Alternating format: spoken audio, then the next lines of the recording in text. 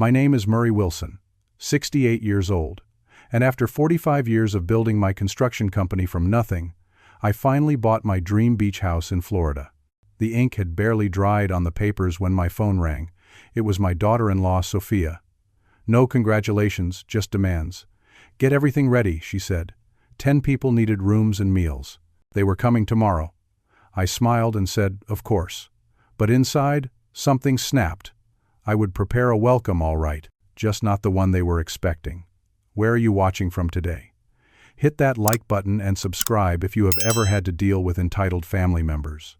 Trust me, you will want to see how this unfolds. I was born and raised in a blue-collar family in Ohio. My father worked at a steel mill, and my mother cleaned houses to make ends meet. They taught me the value of hard work from a young age. By 16, I was already helping on construction sites during summer breaks, learning the trade that would eventually become my livelihood. After high school, I went straight into construction rather than college. Some people looked down on me for that choice, but I had a vision. I wanted to build things, to create structures that would last. At 23, I started my own small contracting business with just 2 employees. We specialized in residential renovations at first, taking on jobs nobody else wanted. For 45 years, I poured my soul into that company. Through economic downturns, housing market crashes, and personal hardships, I kept going. Eventually, Murray Construction grew to employ 50 people and handled commercial projects worth millions. But through it all, I never lost sight of my dream. Since I was a young man standing on the shores of Lake Erie, I had promised myself that someday I would own a house where I could wake up to the sound of waves. Not just any rental or timeshare, but my own piece of paradise. A beach house that would be my reward for decades of early mornings, late nights, and calloused hands. My wife Elaine shared that dream. We would sit on our porch in Cincinnati after the kids were in bed, drinking cheap wine and drawing sketches of our future beach house. She was my rock, my everything. We met in high school, got married at 20, and built our life together brick by brick, just like the houses I constructed. But life had other plans for us. 3 years ago, Elaine was diagnosed with aggressive pancreatic cancer. Within 6 months, she was gone. My world collapsed. The only reason I kept going was our son, Thomas. He had just gotten married to Sophia, and I wanted to be there for him, to be the father he deserved. Thomas was always a good kid. Smart, hard-working, with a kind heart like his mother. When he was growing up, money was tight. There were times I had to choose between buying new work boots or paying for his school field trips. I always chose him. When he got accepted to Northwestern University, I nearly broke down. How would I afford it? But somehow, I made it work.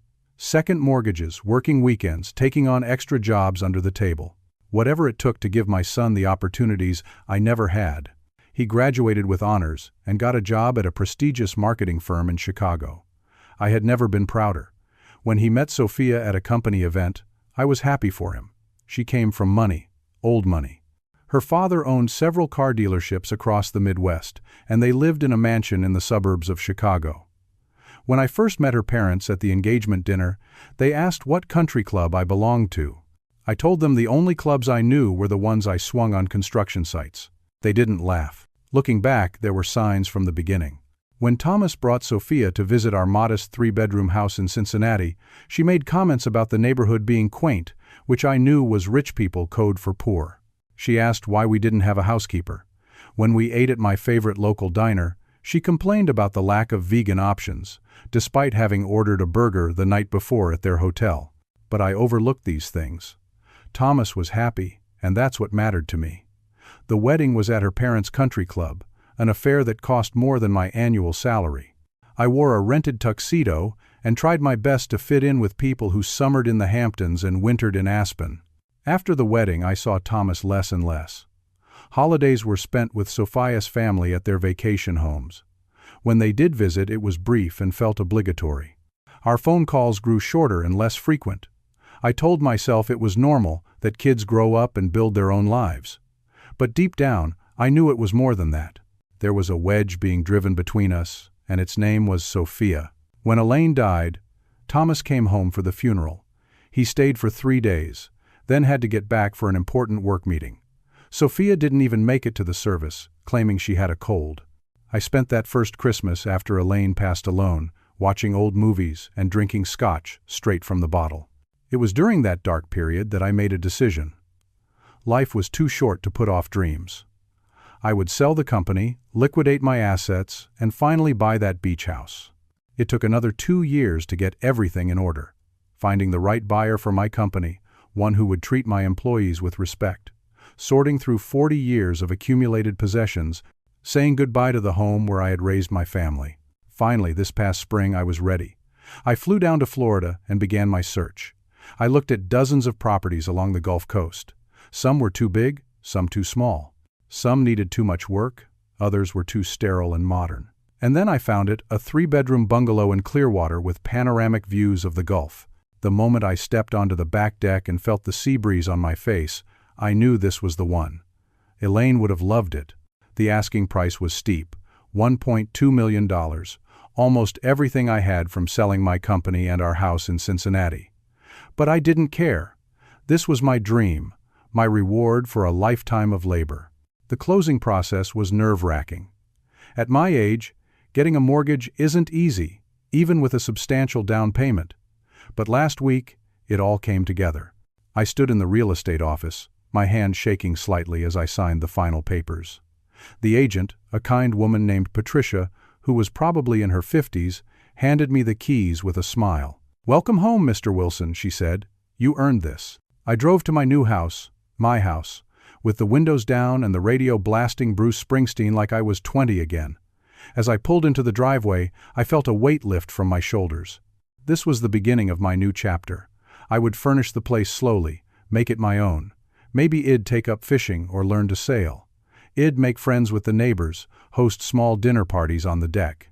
Perhaps Thomas and Sophia would visit occasionally, and when they had children, I could be the grandpa with the cool beach house. Little did I know that my plans were about to collide with a very different vision, one that would test not only my patience but the very foundations of my relationship with my son and his wife. I unlocked the front door of my beach house and stepped inside, breathing in the slightly musty air of a place that had been vacant for a few months.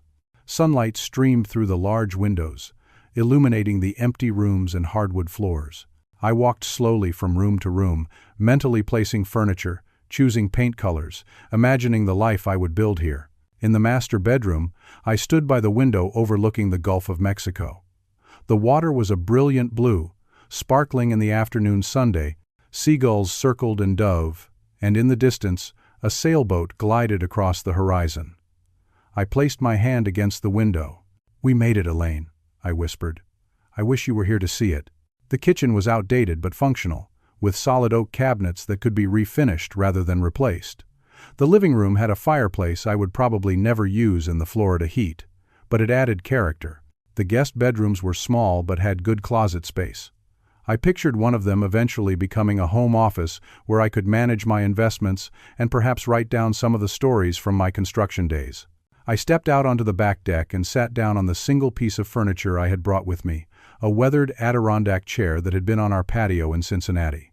The sound of waves washing against the shore filled my ears, and for the first time since Elaine's death, I felt a sense of peace. My moment of tranquility was shattered by the shrill ring of my cell phone. I pulled it from my pocket and checked the caller ID. Sophia. I hesitated before answering, wondering what she could want. We rarely spoke directly. Communication usually came through Thomas. "Hello?" I answered, trying to keep my tone neutral. "Murray," finally. Sophia's voice was clipped and businesslike. She never called me dad or even father-in-law. "Thomas told me you closed on the beach house today. Congratulations." "Thank you," I said, surprised by the acknowledgement. "I was just sitting here on the deck, enjoying the view. You and Thomas should come visit when I'm settled." "Actually, that's why I'm calling. We're planning to come down tomorrow." "Tomorrow?" I echoed, caught off guard. "But I just got the keys today. I don't even have furniture yet." "Well, you need to get everything ready," she continued as if I hadn't spoken. "We need bedrooms made up for 10 people, food on the table, and maybe see about renting some beach equipment. Jet skis would be nice." I felt like I'd been slapped. 10 people? Tomorrow?" I stammered. "Sophia, I don't think you understand. The house is completely empty except for an air mattress I brought for myself. I don't even have a dining table." She sighed. the sound heavy with disappointment, as though I had failed some test. Murray, when Thomas and I told our friends about the new beach house, they were so excited to come visit. We promised them a weekend getaway. Surely you can figure something out. Rent furniture? Hire a caterer? Thomas says you've always been good at solving problems. My mind was reeling. Their friends? New beach house? As if it belonged to them? And Thomas? Had he known about this? Was he part of the planning? Is Thomas there? Can I speak to him? I asked. Hess in meetings all day, Sophia replied dismissively. He'll drive down separately and join us on Sunday for the last day. Hess so busy with the Johnson account right now, you've no idea. Of course I have no idea, I thought bitterly, because he never tells me anything about his life anymore. So you'll take care of everything? Sophia pressed. We should arrive around noon tomorrow. I'll text you the dietary restrictions for everyone. Jessica is gluten-free, and Marcus is doing keto. I stood there on my deck, phone pressed to my ear, watching a pelican dive into the water and emerge with a fish. Something inside me, something that had been bending for years, finally broke. But instead of shouting, instead of telling her exactly what I thought of her presumption, I heard myself say, Of course, Sophia, you'll take care of everything. Great. She sounded relieved, but not grateful. See you tomorrow. After she hung up, I sat back down heavily in my chair. My hands were shaking, not with age, but with anger. Who did she think I was? The hired help? I recalled all the times over the years when Sophia had displayed this same sense of entitlement. There was the time she sent back her steak 3 times at my retirement dinner. The Christmas when she complained that the guest room at our house was too cold and the pillows were too soft. The way she had once referred to my 40 years of construction work as playing with tools.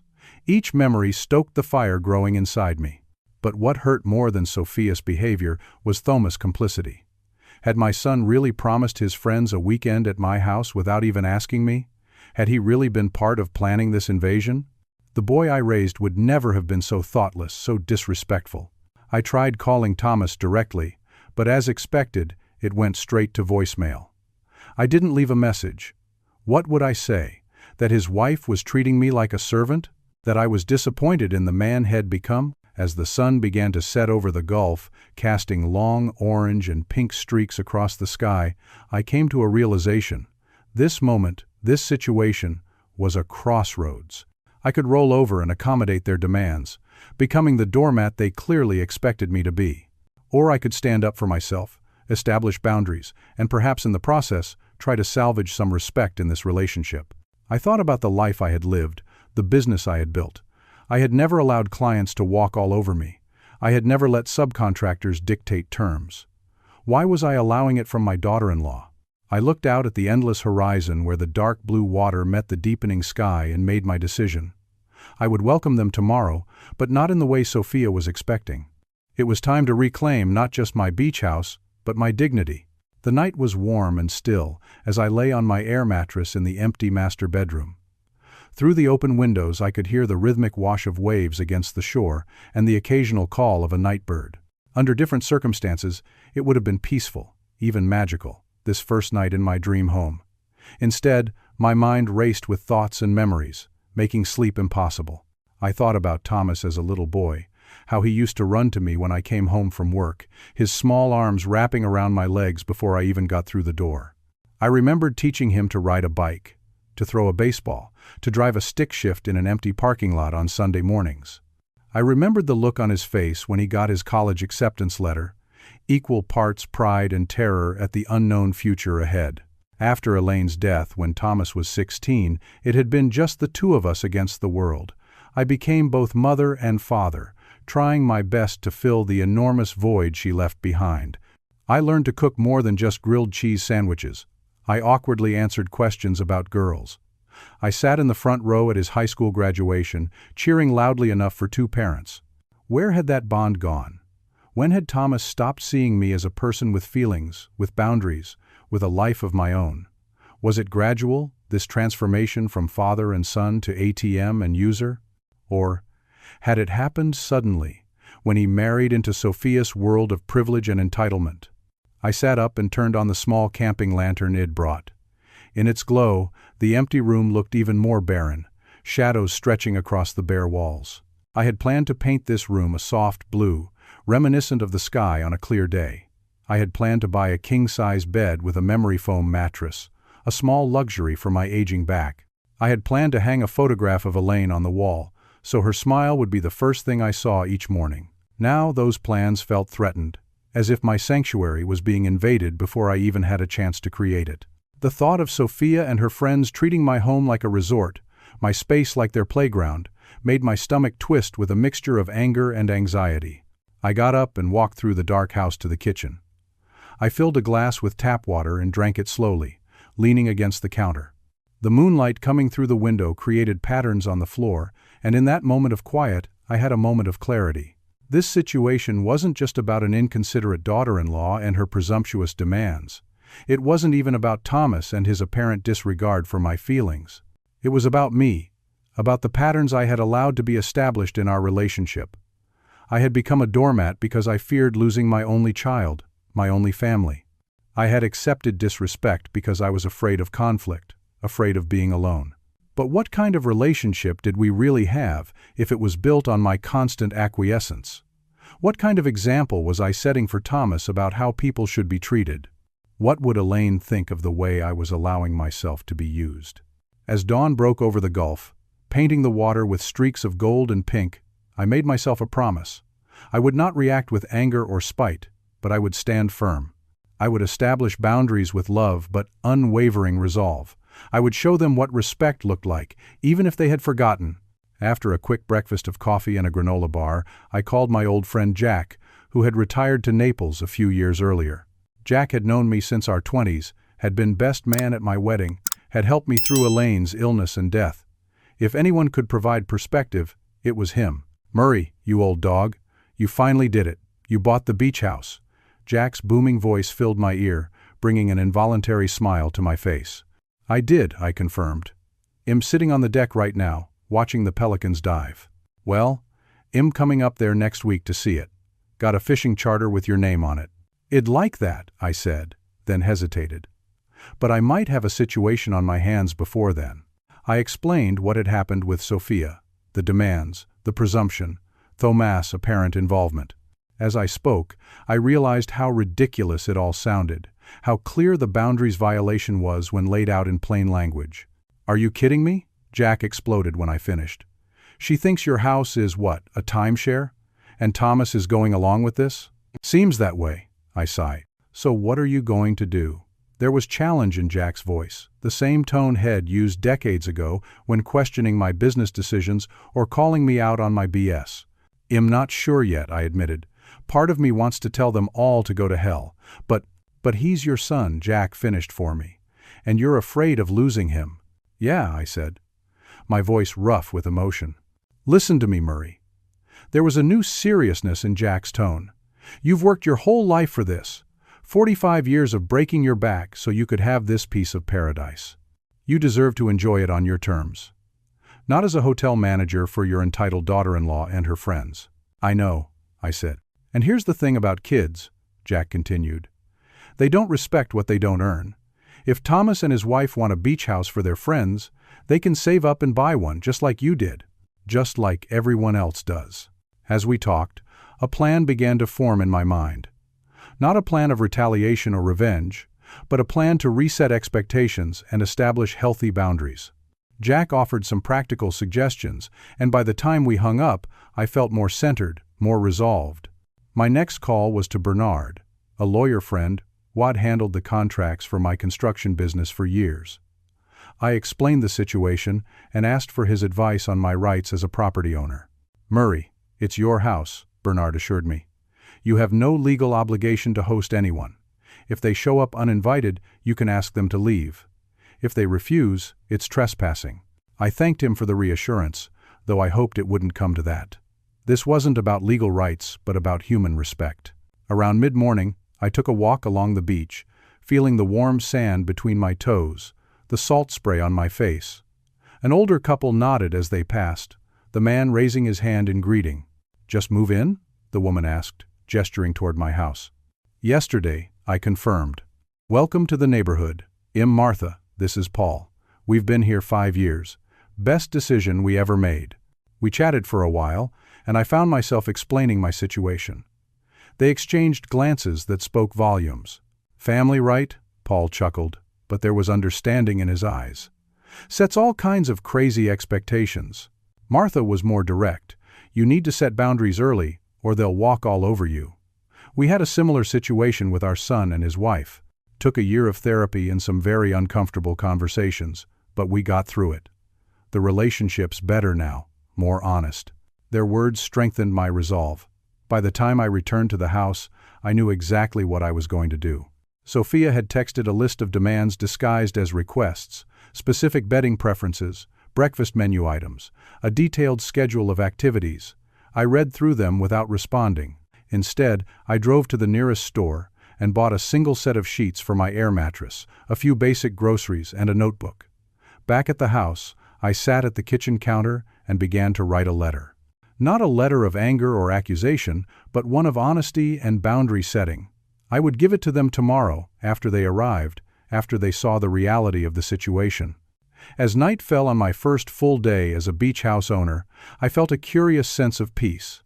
Tomorrow would be difficult, uncomfortable, perhaps even painful, but it would also be necessary, a long overdue reckoning that might, just might, lead to something better.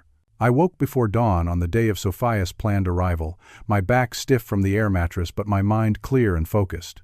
The first rays of sunlight were just beginning to peek over the horizon as I made my way to the deck with a cup of coffee. The gulf stretched before me, vast and eternal, reminding me that my current troubles were small in the grand scheme of things. Nevertheless, they were my troubles, and today was the day I would address them head-on. I reviewed my plan as I sipped my coffee. It wasn't elaborate or vengeful, just honest and direct. I would allow them to arrive and see the house as it was empty, except for my few personal belongings. I would present them with the letter Id written, explaining my feelings and expectations. And I would offer them a choice: respect my boundaries or find other accommodations. Around 9, my phone pinged with a text from Sophia. "Heading out now. Jessica is bringing her emotional support dog. Hope that's not a problem." I didn't respond. Let her wonder. Let her feel a fraction of the uncertainty and disregard she regularly inflicted on me. Instead, I opened my laptop and checked my social media accounts, something I rarely did.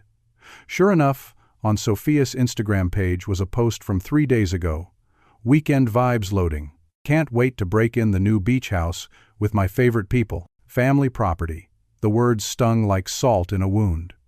There were dozens of comments beneath the post, friends expressing envy and excitement. Sophia had responded to several, promising beach parties and summer getaways for weeks to come. All in my house, all without asking.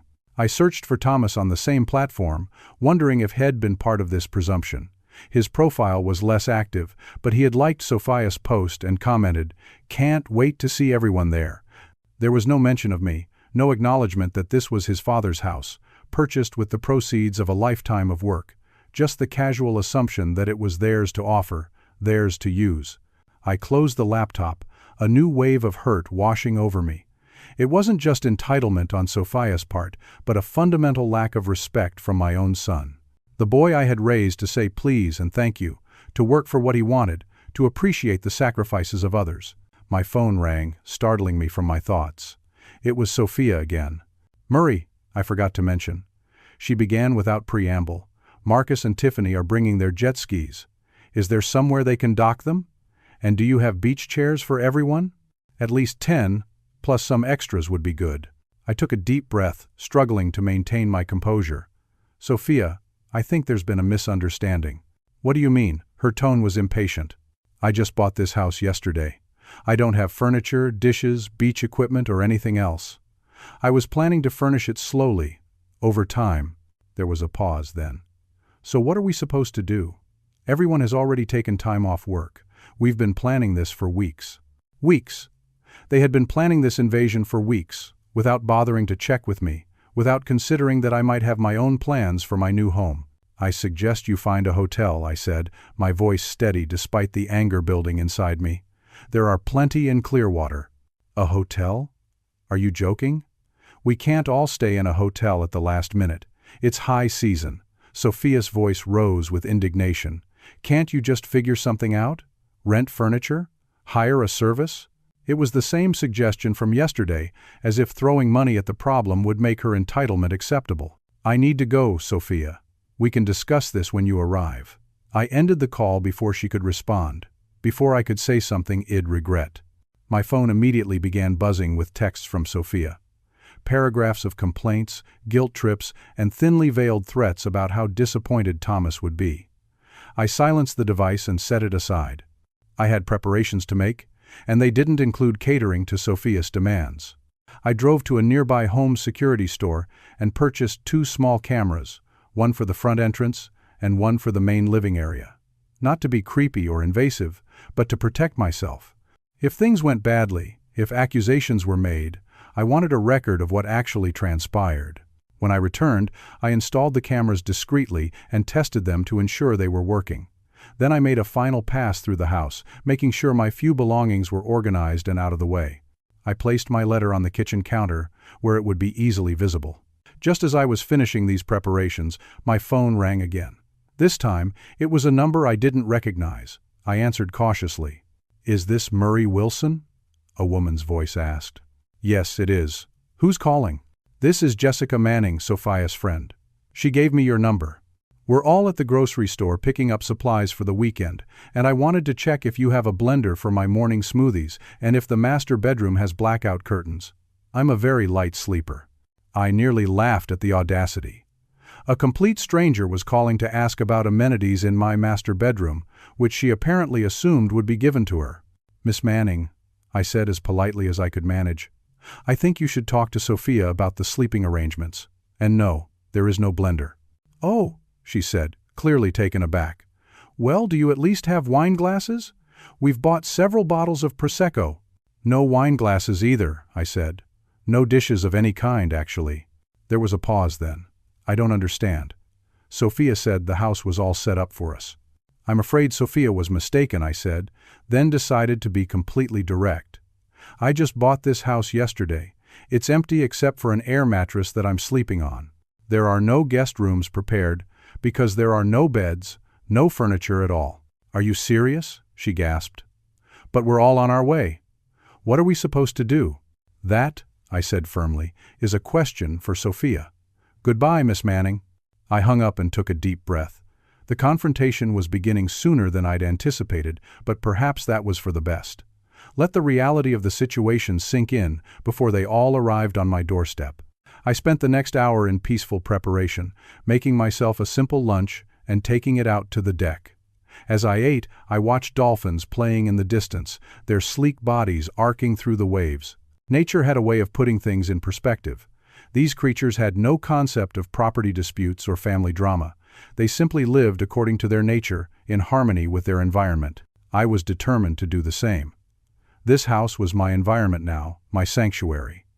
I would not allow it to become a source of stress or conflict. I would stand firm in my boundaries while remaining open to genuine connection and respect. Around 11:30, I received a flurry of texts from Sophia, each more frantic than the last. "Jessica just called me. Is it true you don't have any furniture?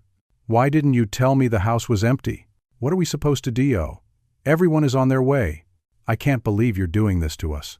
My final text from her read simply, "We're still coming. Well, figure it out when we get there." So be it, I thought, pocketing my phone. The stage was set, the players were en route, and I was as prepared as I could be for the confrontation to come. Whatever happened next would determine not just the future of my beach house, but the future of my relationship with my son and his wife. At exactly 12:15, I heard the crunch of tires on the Shell driveway. From my position on the deck, I could see 3 vehicles pull up a sleek black SUV that I recognized as Sophia's, followed by a red convertible and a blue sedan with a pair of jet skis in tow. I took a deep breath, straightened my shoulders, and walked through the house to meet them at the front door. Sophia was the first to emerge from her vehicle, designer sunglasses perched on her head, an expression of determination on her face. She was followed by a tall man and a petite blonde woman, both looking uncertain. From the other cars, 4 more people appeared, all carrying weekend bags and looking expectantly at the house. I opened the front door and stepped onto the porch. "Good afternoon," I said, keeping my voice neutral. "Welcome to my home." Sophia strode forward, her face a mask of barely contained frustration. "Murray, we need to talk," she said in a low voice. "Immediately." "Of course," I replied, stepping aside to let them enter. "Please, all of you, come in." They filed past me, their expressions morphing from anticipation to confusion as they entered the empty living room. The tall man from Sophia's car leaned toward her, whispering something that made her shake her head sharply. "So it's true," one of the women said, looking around at the bare walls and floors. "There's nothing here." I decided to address everyone directly. "For those I haven't met, I'm Murray Wilson, Thomas' father. And yes, as you can see, I just purchased this house yesterday and haven't had time to furnish it yet." Sophia turned to her friends, her voice tight with embarrassment. "Could you all give us a minute? Just wait outside on the deck. I'll sort this out." The group exchanged glances but complied, murmuring among themselves as they made their way through the house to the back deck. Once they were out of earshot, Sophia rounded on me. "What is this?" she hissed, gesturing around the empty room. "Some kind of joke? Some kind of power play?" I maintained my calm. "No joke, Sophia. As I tried to tell you yesterday, I just got the keys. I haven't had time to furnish the place yet." "But you said you'd take care of everything," she accused. I said, "I'd take care of it, yes," I acknowledged. "And I have. I've taken care of explaining the situation clearly so there are no misunderstandings." Her eyes narrowed. "So this is intentional? You're trying to embarrass me in front of my friends?" "No," I said firmly. "I'm not trying to embarrass anyone. I'm simply establishing the reality of the situation. This is my home, not a vacation resort. I wasn't consulted about this visit. I wasn't asked if it would be convenient. I was told to prepare for 10 guests with less than 24 hours' notice, in a house I had owned for less than a day." Sophia seemed momentarily taken aback by my direct approach, but quickly rallied. "Well, we're here now. We'll have to make the best of it. We can put air mattresses in the bedrooms, order takeout, make it work." I shook my head. "That's not going to happen, Sophia." I handed her the letter I'd prepared. "I'd like you to read this." She took the envelope with obvious reluctance. "What's this?" "It's a letter explaining my position and my boundaries going forward, but the short version is, this is my home, not a vacation property for you and your friends. If you'd like to visit in the future, you'll need to ask, not tell. And it will be a visit with me, not a takeover of my space." Sophia stared at me, then at the letter, her face flushing with anger. "This is ridiculous. Thomas and I are family. Family doesn't need an invitation. Family respects boundaries," I countered. "Family asks, doesn't demand. Family considers others' feelings and needs." She pulled out her phone. "I'm calling Thomas. Hell, straighten this out." I nodded. "I think that's an excellent idea." She stepped away to make the call, her voice low and intense. I couldn't hear the exact words, but her body language told the story, escalating agitation, hands gesturing emphatically. After a few minutes, she thrust the phone at me. "He wants to talk to you," she said, her tone suggesting I'd been summoned to the principal's office. I took the phone and stepped onto the front porch for privacy. "Thomas?" "Dad?" My son's voice came through, a mixture of confusion and annoyance. "What's going on? Sophia says you're refusing to let them stay?" I took a deep breath. "Son, did you know that your wife called me yesterday, the very day I got the keys to this house, and demanded I prepare it for 10 guests? There was a pause. "She mentioned you guys had talked about them visiting, yeah." "Visiting," I repeated. "Thomas, your wife didn't ask about visiting. She instructed me to prepare bedrooms and meals for 10 people I'd never met, in a house that has no furniture yet. Did you think that was reasonable?" Another pause, longer this time. "Well, when you put it that way, but Dad, they've all taken time off work. They've driven all the way down there. Can't you just accommodate them this once? We'll do it differently next time." So many things in that response hurt me, but I focused on the most important point. "Thomas, this isn't about logistics. This is about respect. For months, years even, I've felt like an afterthought in your life. Like my only value is what I can provide: material things, money, now a beach house. I've never said anything because I didn't want to risk losing you. But I can't do it anymore. Dad," his voice softened slightly. "Did you know," I continued, "that Sophia has been posting on social media about her new beach house? That she's been promising her friends summer stays here? Without ever asking me? No, he admitted. I didn't know that. I love you, son. You are the most important person in my life. But I won't be treated like this anymore. Not by Sophia, and I have to say it, not by you either. There was a long silence on the other end of the line. When Thomas finally spoke, his voice was different, more like the son I remembered. I'm sorry, Dad. I didn't realize how this looked from your perspective. I got caught up in Sophia's excitement, in her friends' expectations. But you're right. We should have asked, not told. Relief flooded through me, followed quickly by caution. It was a start, but one conversation couldn't undo years of pattern. Thank you for saying that, I said. Now, what do you want to do about today? Thomas sighed. Can you put Sophia back on? I need to talk to her. I returned to the living room where Sophia was pacing impatiently. I handed her the phone. Here, he wants to speak with you. Again, she stepped away for privacy, but this time the conversation was clearly more heated. Her voice rose several times, and at one point she exclaimed, "But what am I supposed to tell everyone?" Finally, she returned, her face a storm cloud of anger and humiliation. She thrust the phone back at me without a word and stalked past, heading toward the deck where her friends waited. Dad? Thomas' voice was strained. I've told Sophia that they need to find other accommodations. I suggested they try the Clearwater Beach Resort. I've offered to cover the cost. I felt a surge of hope at this evidence that my son was capable of understanding and respecting boundaries after all. Thank you, Thomas. That seems like a fair solution. I'm going to drive down tonight, he added. I think we need to talk, face to face. I'd like that, I said honestly. As I ended the call, Sophia burst back into the living room, her friends trailing behind her with varying expressions of discomfort. We're leaving, she announced coldly. Thomas has found us rooms at the resort. I nodded. That's good to hear. One of the men, a tall guy with a beach tan and expensive watch, stepped forward. You know, he said to Sophia, not to me, my parents have a condo in Sarasota. We're welcome there any time. We could head there instead. I could see the calculation in Sophia's eyes, another free accommodation, another place to colonize. That's a great idea, Marcus, she said. You'll call Thomas and let him know.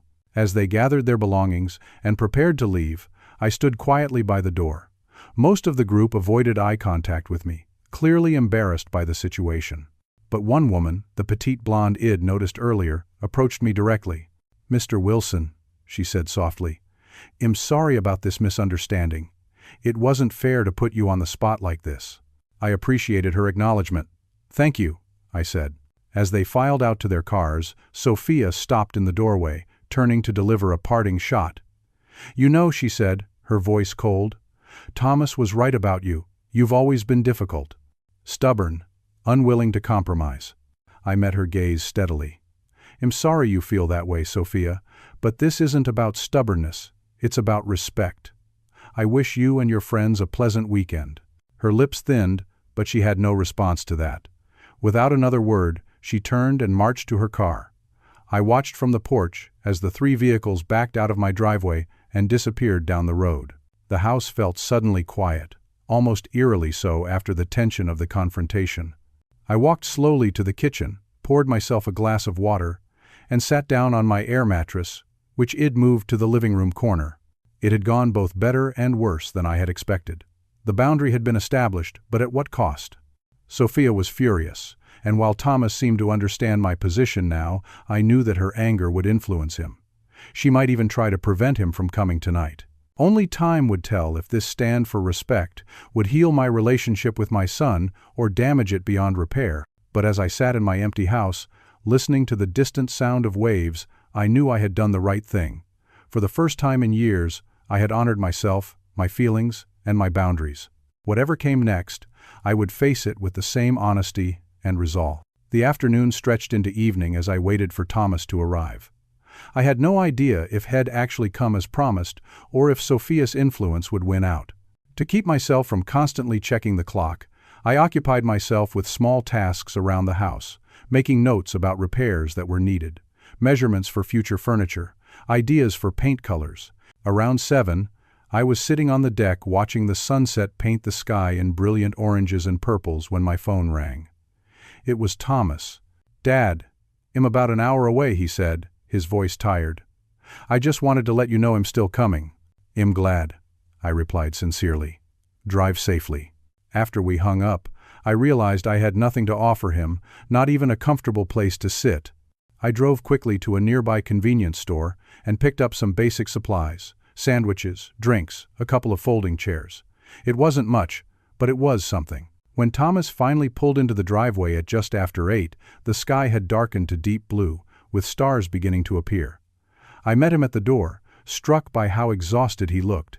At 35, my son was in his prime, but tonight he looked older, the strain of the day evident in the lines around his eyes. "Hey, Dad," he said, giving me an awkward half-hug. "Come in," I said, stepping back to let him enter. "I know it's not much to look at yet, but—" "It's great," he interrupted, looking around the empty space. "Great bones, great location. I can see why you fell in love with it." We settled on the folding chairs on the deck, the sound of waves in the background. For a few minutes, we just sat in silence, both uncertain how to begin this overdue conversation. Finally, Thomas spoke. "I'm sorry about today, about Sophia, about the whole situation." I nodded, accepting his apology but waiting for more. "I didn't realize." He hesitated, searching for words. "I guess I didn't see how it looked from your perspective. Sophia gets excited about things, makes plans, and I just go along. I didn't think about how it would make you feel." "How do you think it made me feel?" I asked gently, not accusatory but genuinely wanting to know if he understood. He sighed, running a hand through his hair. "Like we were taking advantage of you. Like we didn't respect that this is your house, your dream."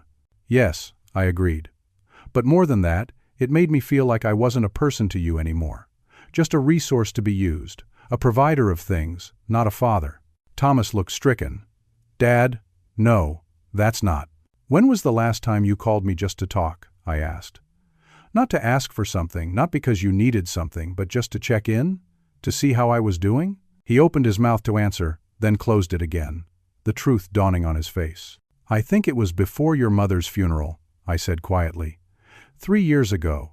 Thomas looked out at the dark water, his profile illuminated by the porch light. "I didn't realize it had been that long," he admitted. I reached into my pocket and pulled out a folded piece of paper, the letter I'd written, the one I'd given to Sophia earlier. She probably hadn't read it, but I wanted Thomas to understand. "I wrote this," I explained, handing it to him. "It's about boundaries and expectations going forward, but it's also about how much I miss you. The real you, not the version that only shows up when Sophia wants something." He took the letter and read it slowly, his expression growing more troubled with each paragraph. When he finished, he folded it carefully and handed it back to me. "You're right," he said simply. "We've been treating you like an ATM, not a father, not a person with his own life and feelings." His voice broke slightly. "I'm so sorry, Dad." The raw emotion in his voice touched me deeply. This was my son, my real son, breaking through the facade he'd been living behind. "I forgive you," I said, meaning it. "But things need to change." He nodded, wiping at his eyes. "Yeah, they do." And then, to my surprise, Thomas began to talk, really talk, opening up in a way he hadn't in years. He told me about his struggles in the marriage, about how Sophia had grown up with wealth and privilege, how she'd never learned to hear no, how her parents gave her everything she wanted, and how she expected the same from the world. "I started making more money at the firm," he explained, "but it was never enough. The more I made, the more she spent. We're actually in debt, Dad, pretty serious debt. The credit cards, the fancy vacations, the clothes." He shook his head. "I was too embarrassed to tell you." "You can always talk to me," I assured him. "Always, no matter what." He smiled sadly. "I know, I got caught up in her world, in trying to keep up with her friends. I lost sight of who I was, who you raised me to be." We talked for hours, the conversation flowing more freely as the night progressed. Thomas told me about his job stresses, his worries about the future, his grief over his mother that he'd never properly processed. I shared my own journey through grief, my hopes for retirement, my fears of growing old alone. Around midnight, Thomas brought up the subject we'd both been avoiding. "So, about Sophia. What's going to happen now?" I asked. He sighed heavily. "I don't know. We're in counseling, have been for a few months actually. It's helping some, but days like today," he trailed off. Marriage takes work, I said, thinking of my years with Elaine. It wasn't always easy for us either. Thomas nodded. The counselor says Sophia has issues with boundaries and entitlement, but that I have issues too. With assertiveness, with standing up for myself. That sounds like a good counselor, I observed. She's pretty great, actually. He hesitated. Would you be willing to join us for a session sometime? I think it might help. The request surprised me, but also filled me with hope. It was evidence that Thomas was serious about addressing the problems, about rebuilding our relationship. I'd be happy to, I said. As the night grew late, practical matters reasserted themselves. I offered Thomas my air mattress, saying I'd sleep on the floor, but he refused. I'll head back to the resort for tonight, he said. Sophia texted that they're all staying there instead of going to Marcus' parents' place. I should probably go deal with that situation. I understood. But before you go, I have a proposal. I outlined my thoughts, formulated during our long conversation. I would maintain firm boundaries about the use of my home, but I would also make an effort to build a relationship with Sophia, to understand her better. Thomas would work on being more assertive, on mediating between his wife and his father rather than avoiding conflict. And we'd all agree to family counseling sessions to help navigate the process. Thomas listened intently, then nodded. That sounds fair. More than fair. As he prepared to leave, he embraced me properly, the first real hug we'd shared in years. I don't want to lose you, Dad, he said, his voice muffled against my shoulder. You're not going to lose me, I promised. We're family. We'll figure this out. After Thomas drove away, I returned to the deck and sat looking out at the night sky, feeling a cautious optimism taking root in my heart. Today had been difficult, painful even, but it had also been necessary. Sometimes you had to lance a wound to let it heal properly. I didn't know what would happen with Sophia, whether she'd be willing to acknowledge her part in the problem or if she'd continue to cast me as the villain. But I had my son back, the son I raised, the son I loved, and that was worth all the conflict and discomfort in the world. 1 month later, my beach house was beginning to feel like home. I'd furnished it slowly and deliberately, choosing pieces that spoke to me rather than following design trends. The living room now had a comfortable sectional sofa facing the Gulf views, and I'd installed bookshelves along one wall, already half filled with my favorite novels and woodworking manuals. The kitchen boasted new stainless steel appliances and a handcrafted wooden table I'd bought from a local artisan. My bedroom was a sanctuary of blues and whites, with a king-sized bed that was heaven for my back after decades of construction work. I was sitting at my new patio table on the deck, drinking coffee and reading the morning paper, when I heard a car pull into the driveway.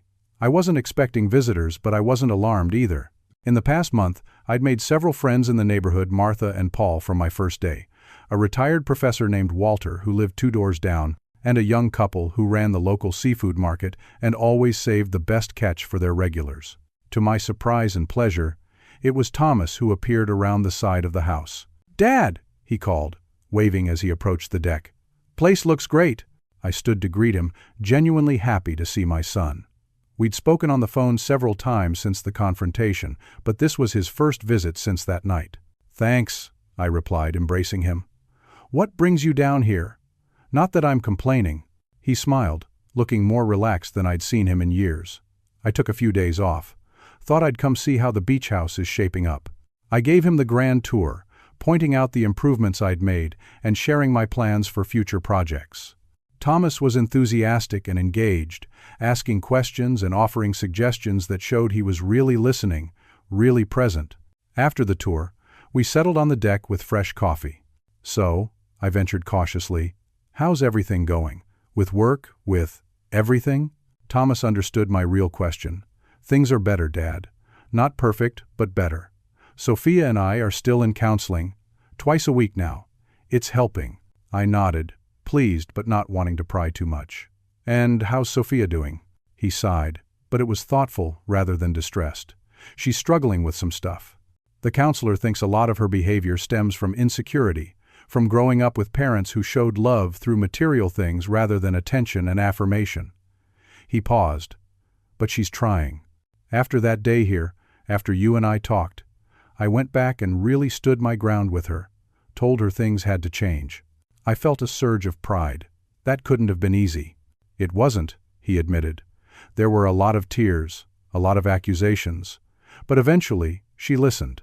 And I think, for the first time, she actually heard me. He looked out at the water. The counselor says that sometimes it takes a crisis to break unhealthy patterns. We sat in comfortable silence for a while, watching pelicans dive for fish in the Gulf. Finally, Thomas spoke again. "Sophia wanted me to tell you something," he said, his tone serious. "She's not ready to say it herself yet, but she's sorry. For how she treated you, for the assumptions about the house, for a lot of things. I appreciated the message, though I would have preferred to hear it directly from her. Tell her I accept her apology," I said, "and that I'm willing to start fresh when she's ready." Thomas smiled. Actually, she was hoping. "If you're open to it, maybe we could do that video call with the counselor this afternoon." She suggested it. I was surprised but encouraged by this development. I'd expected resistance, denial, perhaps even an escalation of hostility. The fact that Sophia was initiating a counseling session was a positive sign. "I'd be happy to," I told him. That afternoon, we set up a video call with Dr. Winters, Sophia and Thomas's marriage counselor.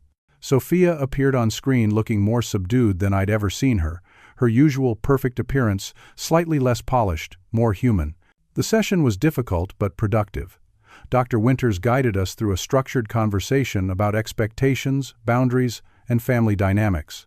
Sophia spoke about her childhood in a wealthy but emotionally distant family, where love was expressed through extravagant gifts rather than time and attention. I shared my feelings of being used rather than valued. Thomas talked about feeling caught in the middle, afraid of losing both his wife and his father. By the end of the 2-hour session, we had established some clear agreements. My home was my own, but Thomas and Sophia would be welcome to visit with proper notice and respect for boundaries. If friends were ever included, it would be by my explicit invitation. In return, I would make an effort to understand Sophia better, to see beyond the entitled behavior to the insecure person beneath. It wasn't an instant fix, but it was a beginning. Over the next several months, small but significant changes occurred in our family dynamic. Thomas called regularly, just to chat. Sophia sent occasional texts, awkward at first but gradually more natural, asking how I was doing or sharing photos of their life in Chicago. I reciprocated with pictures of my evolving beach house and stories about my new friends and activities. 6 months after the confrontation, they visited properly. Sophia brought a houseplant as a gift, not an extravagant gesture but a thoughtful one. During their 3-day stay, she made an effort to engage with me, to ask questions about my life and interests, rather than focusing solely on her own needs and desires. It wasn't perfect, but it was progress. What surprised me most during this period of healing was how standing up for myself had actually improved our relationship rather than destroying it. By refusing to be a doormat, by establishing clear boundaries with love but firmness, I had gained not just self-respect but their respect as well. I also discovered the joy of building a life beyond family obligations.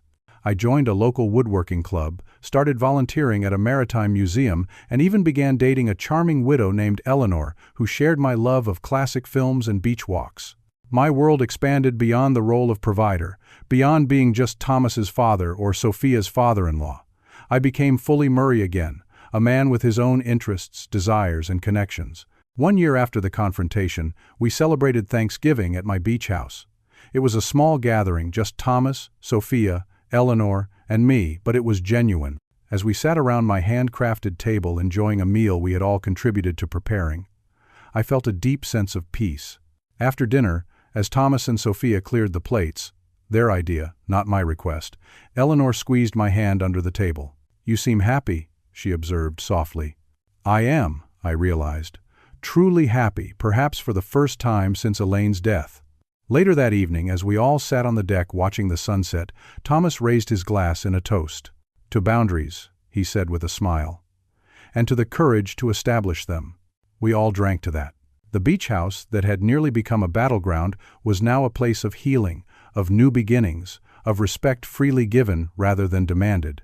And I had learned perhaps the most important lesson of my life, that true peace doesn't come from avoiding conflict, but from facing it with honesty and integrity. That setting boundaries isn't selfish but necessary for genuine relationships. That sometimes you have to risk losing someone to truly find them again. So if you're dealing with entitled family members, with people who take you for granted or treat you as a resource rather than a person, remember my story. Remember that you deserve respect, that your feelings matter, that your boundaries are valid. It might be uncomfortable, even painful, to stand up for yourself. But the alternative is a lifetime of resentment and self-betrayal. And that's a price too high for anyone to pay. Have you ever had to set boundaries with family members who felt entitled to your time, space, or possessions? What happened when you did? Share your experiences in the comments below. And if you found value in my story, please like, subscribe, and share it with someone who might need to hear it. Sometimes the most important gift we can give each other is the courage to say no with love. Thank you for listening, and may you find the strength to honor your own boundaries, whatever they may be.